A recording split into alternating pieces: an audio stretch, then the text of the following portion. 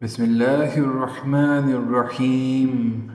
آمن الرسول بما أنزل إليه من ربه والمؤمنون كل آمن بالله وملائكته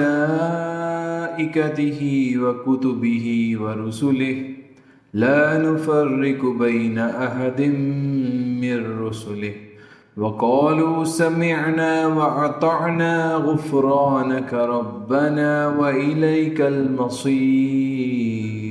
لا يكلف الله نفسا إلا وسعها لها ما كسبت وعليها ما اكتسبت ربنا لا تؤاخذنا إن نسينا أو أخطأنا ربنا ولا تحمل علينا إصرا كما حملته على الذين من قبلنا ربنا ولا تحملنا ما لا طاقة لنا به واعف عنا واغفر لنا وارحمنا أنت مولانا فانصرنا على القوم الكافرين.